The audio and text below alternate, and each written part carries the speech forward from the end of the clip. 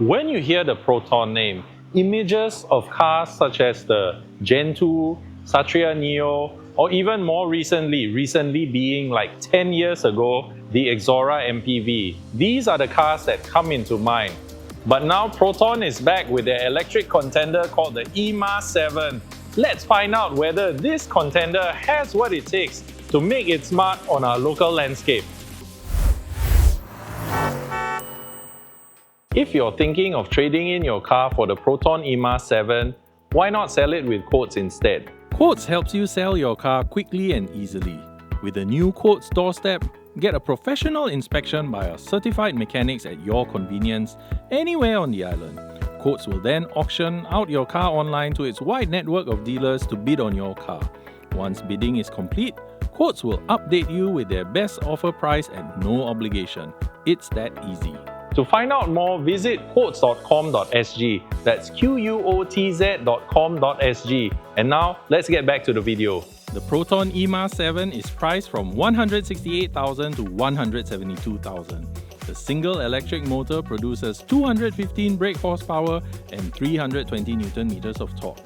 The single-speed transmission brings the car from 0 to 100 km/h in 7.1 seconds. The 60.22 kWh battery has a 410 km drive range with a maximum DC fast charging rate of 100 kilowatts, which means 30% to 80% in 20 minutes. For more details on the Proton e.MAS 7 or any other car, head on to Sgcarmart.com to help you make the smart choice on your next car. Up front, we have what one of my colleagues describes as a feline-looking front end. I suppose if you step back from afar, yeah, there's kind of something cat-like. He said something about like this part, like they could be whiskers, I suppose.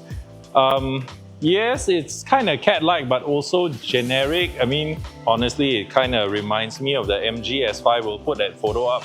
The e.MAS 7 comes in two variants. There's a slightly less equipped Prime variant, but we'll get to the differences of that later. This is the e.MAS 7 Premium variant, and one of the things it has is active shutters. So right at the lower part here, what happens is that at highway speeds, when you're on the expressway, it will actually close so that you present a very, like a closed-off front end just to make the car a bit more slippery, and that is one feature that the e.MAS Prime will not get.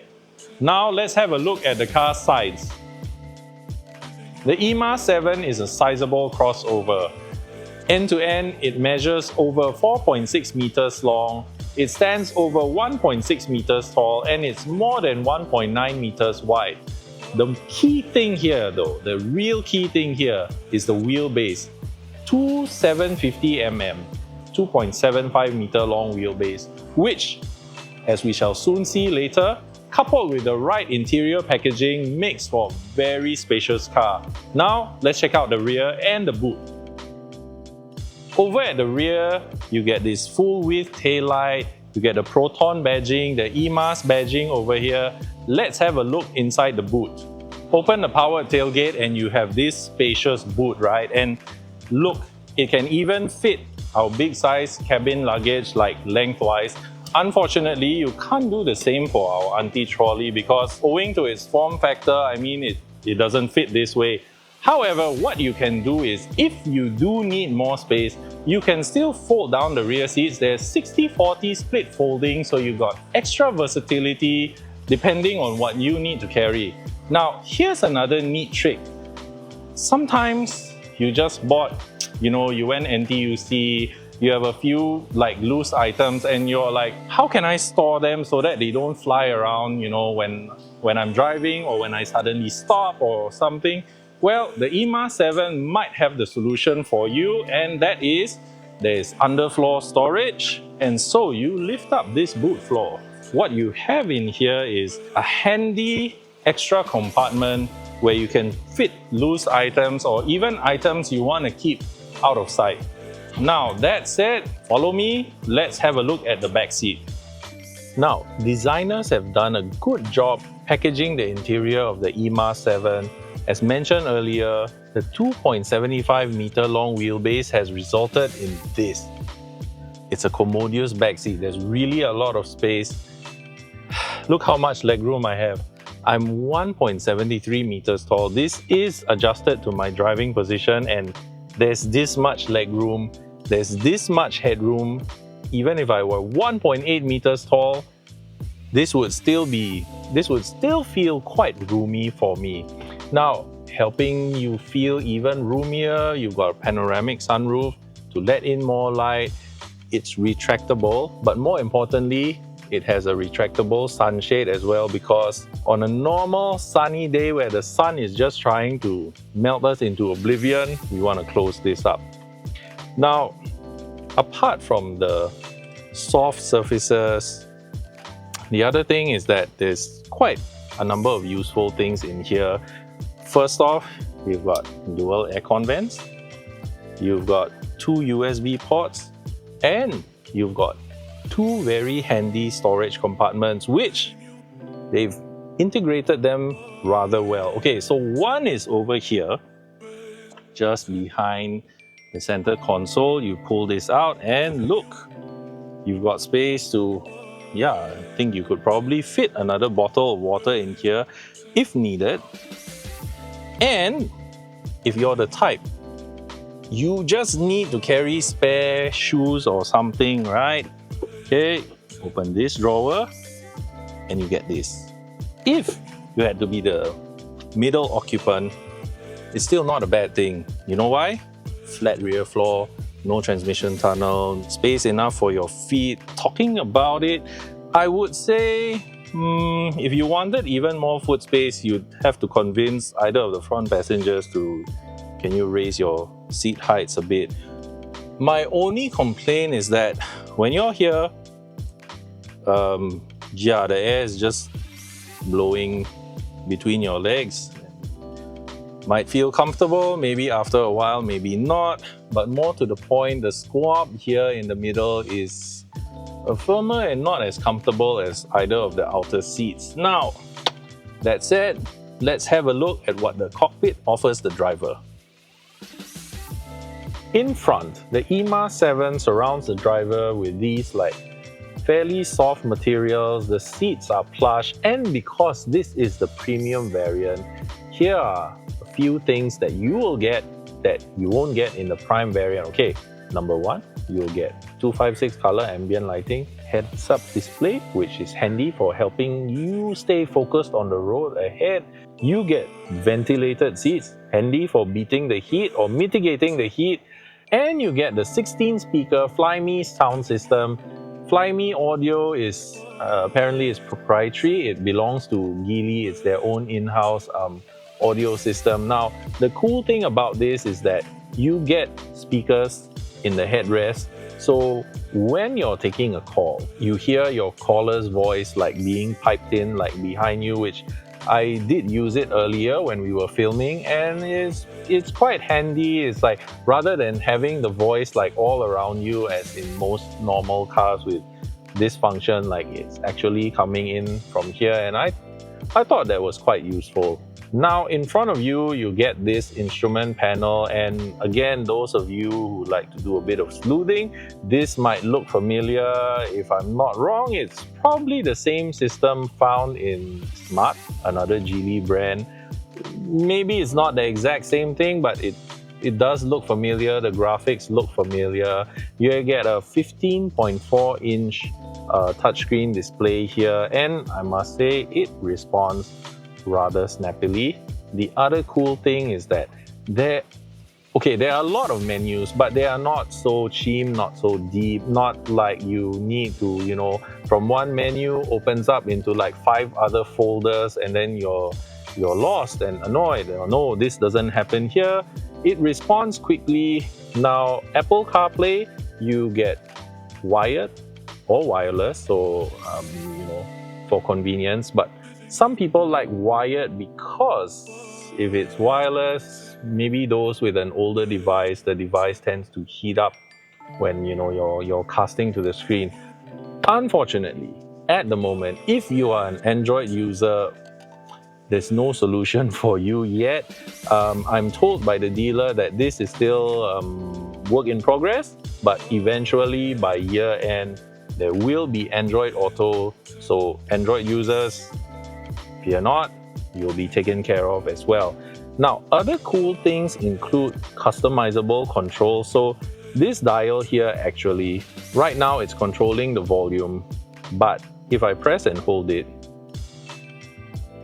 it opens up this other menu. So it can control ambient light, temperature, or the wallpaper if, whatever you deem. Now, the other thing is this button on the steering wheel, this star, this asterisk, this is customizable as well. You just need to dig around in here and you can set this to something. At the moment, it is set to the around view monitor, so the bird's eye view, the 360 view, so that if, as and when needed, maybe you just want to check your surroundings before you step out or something, yes, you can just hit that button. As for the other buttons here, like you've got one for voice, you've got one to change the menu here. This part, I wish they had marked it clearer. It's not. You just see this like four-way D-pad with an OK in the middle. So there was some experimentation on my part. This part actually controls, it's the cruise control. So pressing up activates it. Pressing up again increases the speed, down decreases the speed. Left and right actually increase or decrease the car's following distance. And over at the right, you have your music controls, so volume up, volume down, and track forward, track back. Now, in terms of practicality, Proton says the e.MAS 7 has no fewer than 33 storage points. So there's some up front anyway. So here you've got a cup holder. Actually, I've got my shades in here. However, this cup holder seems to only like, these standard size bottles, which fit perfectly. Because if you're the type, if you want like a refillable bottle, this one's not even that thick, but it can't fit. Okay, and below the two cup holders here, you have a single wireless charging pad. So you just put your phone like so, and over here you see it lights up. My phone is being charged. You can confirm here as well. I wish there was another. You can put your phone here, but whoever puts their phone here, know you're not getting any charging done, unfortunately. And then below the charging pad, you get center console storage. I suppose you could put a few bottles of water in here, like you lay it flat. Quite useful. Maybe if you wanted to put your wallet in there as well, yes, it could go there, but you might leave it behind because out of sight, out of mind, right? Now that I've put the bottles out of the way, what's left to do? Let's take the e.MAS 7 out for a drive.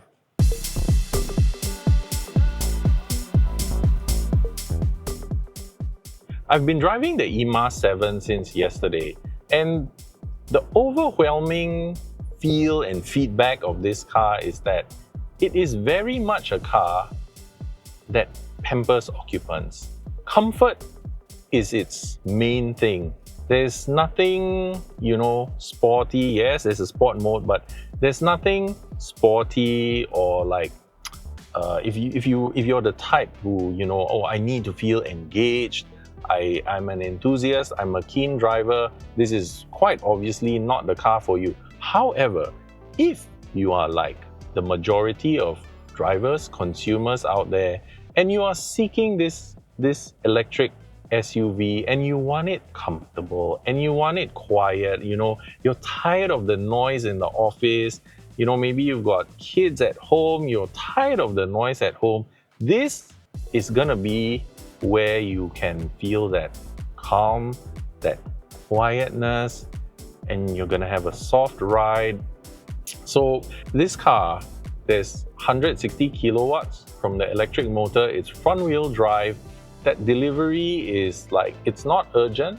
I've driven this car in sport mode as well, and it kind of makes it a little bit more responsive. But by and large, this is not meant to excite, it's meant to pamper you.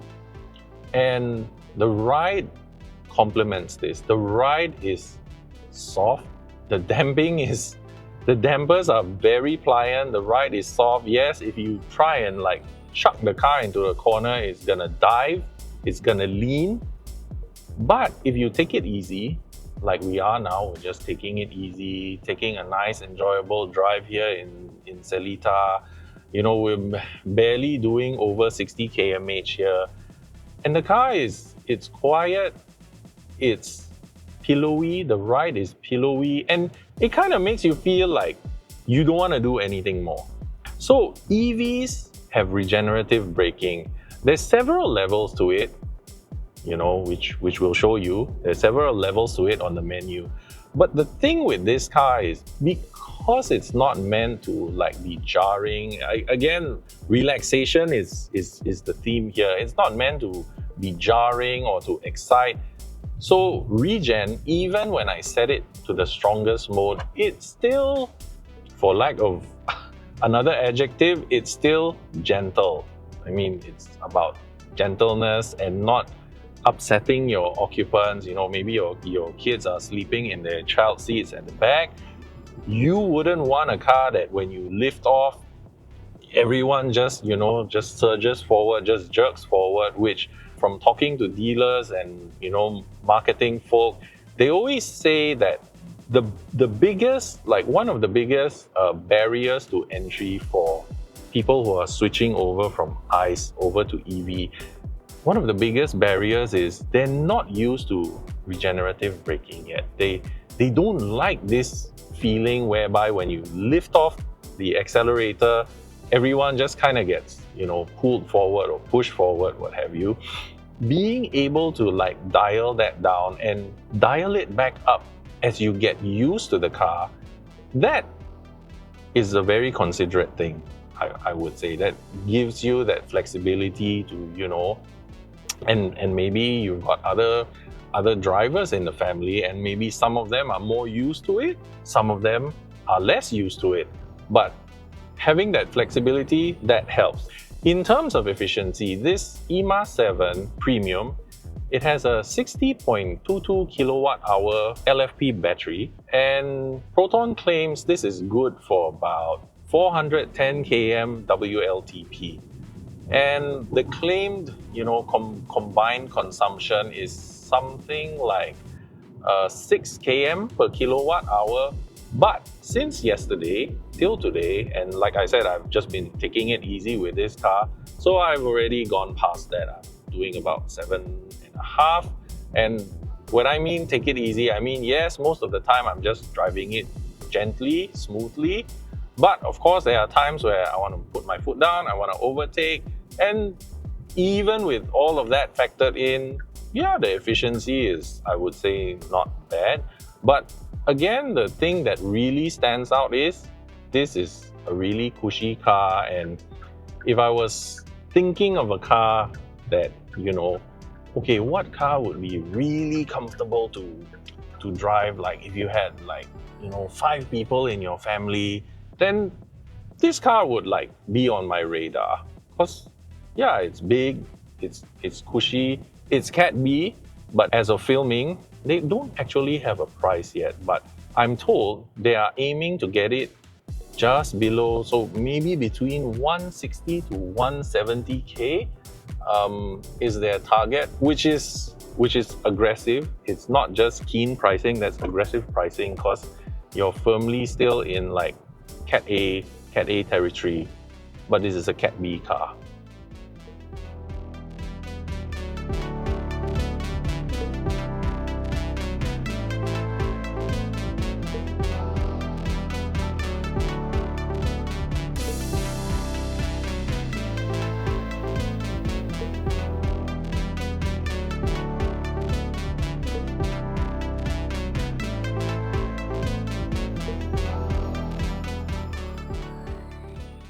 Is the Proton e.MAS 7 a will buy, won't buy, or go try? To me, this car is a go try.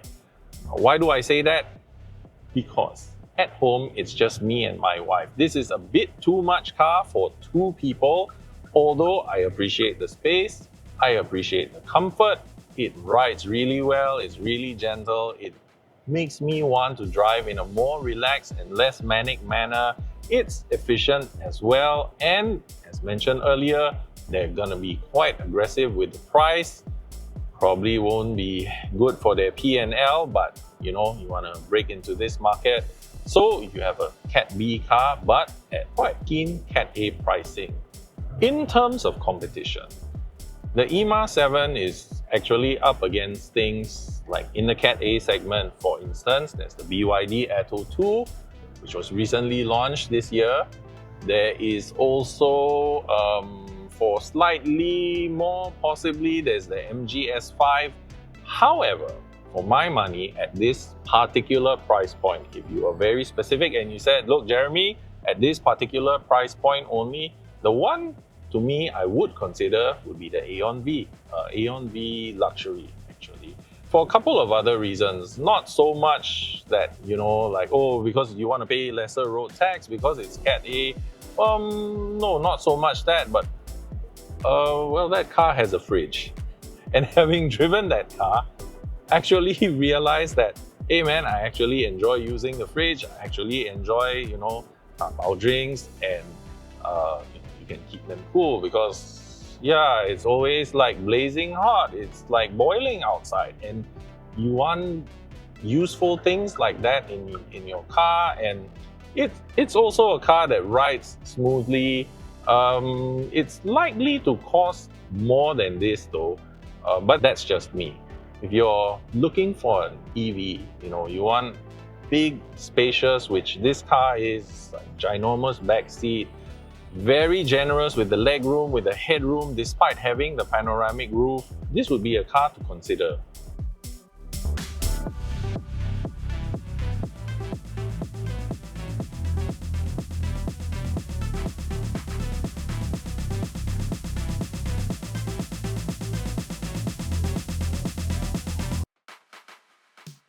So this was the Proton e.MAS 7. What did you guys think? Do you like it?